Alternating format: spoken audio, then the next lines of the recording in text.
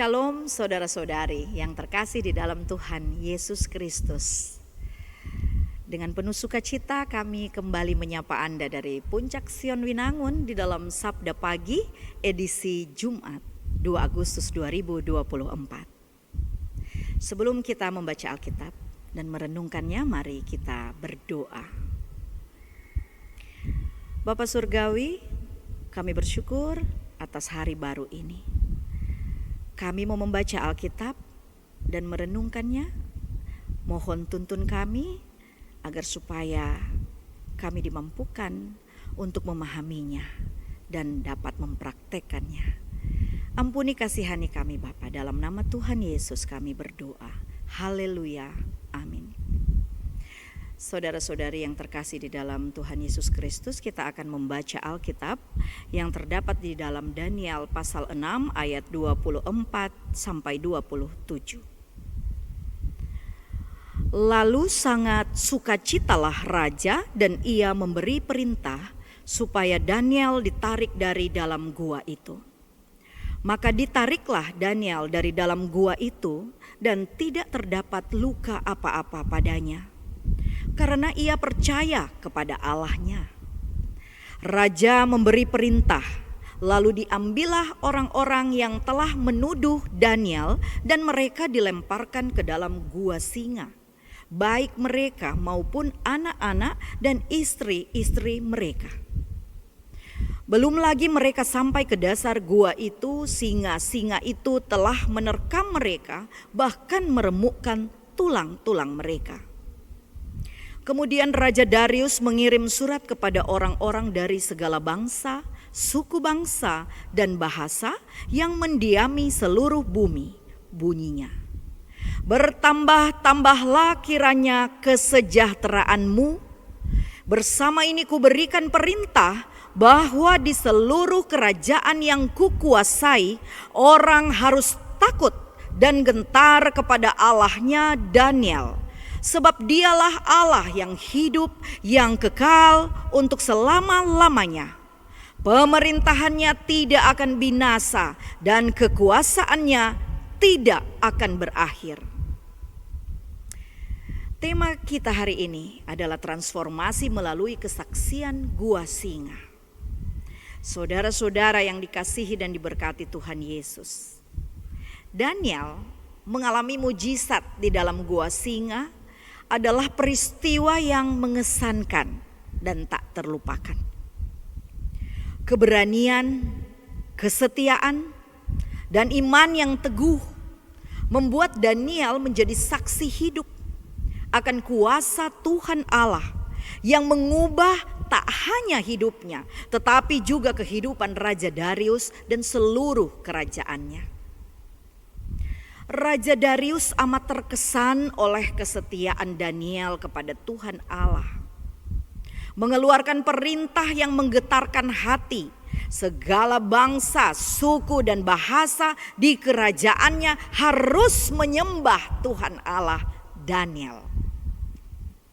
Dalam perintah ini, Darius menyadari bahwa Tuhan Allah Daniel adalah Allah yang hidup, yang kekal, dan memiliki kerajaan yang tak tergoyahkan.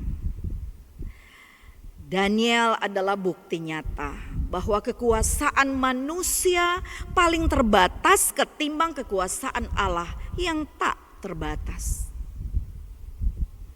Saudara-saudara yang dikasihi dan diberkati Tuhan Yesus, melalui kesaksian hidup Daniel, Raja Darius menyaksikan keajaiban penyelamatan Tuhan Allah. Daniel dilepaskan dari cengkeraman singa-singa yang ganas dan buas, menegaskan bahwa Tuhan Allah adalah Allah yang menyelamatkan. Kesaksian hidup Daniel mengungkapkan kekuatan penyelamatan Allah yang mampu membebaskan dan menyelamatkan kita dari setiap keadaan yang mengancam. Kesaksian hidup Daniel juga membawa pengajaran tentang pentingnya keberanian dalam menghadapi penganiayaan. Meskipun Daniel menyadari resiko dan konsekuensi yang mungkin ia hadapi, ia tetap teguh dalam imannya. Ia tidak menyerah pada tekanan atau ancaman, melainkan terus setia kepada Tuhan Allah.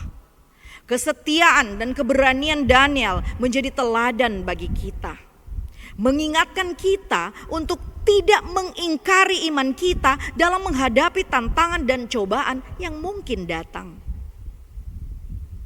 Saudara-saudara yang dikasihi dan diberkati Tuhan Yesus, kesaksian hidup Daniel yang telah mengubah hati dan pikiran Raja Darius membawa perubahan yang nyata dalam kehidupan orang-orang di kerajaannya.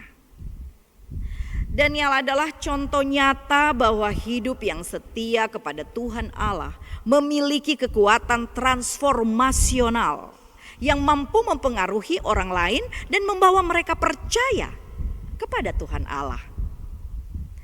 Sebagai keluarga Kristen, kita harus menjadi kesaksian hidup yang menginspirasi, menceritakan karya Tuhan Allah melalui kata-kata, tindakan, dan sikap hidup. Hidup yang setia, penuh iman, dan berani akan menjadi alat bagi Tuhan Allah untuk melakukan transformasi dalam kehidupan orang lain. Kiranya kesaksian hidup kita menjadi cermin kasih, pengharapan, dan kebenaran yang mengubah dunia di sekitar kita. Amin. Mari kita berdoa. Terima kasih Bapa di surga, kami sudah membaca firman-Mu. Biarlah kami akan mampu mengimplementasikannya di dalam kehidupan setiap hari kami. Dan kami akan terus berbagi berkat dengan sesama kami. Terus tuntun kami Bapa, mohon ampunan-Mu. Di dalam nama Tuhan Yesus Kristus, haleluya, amin.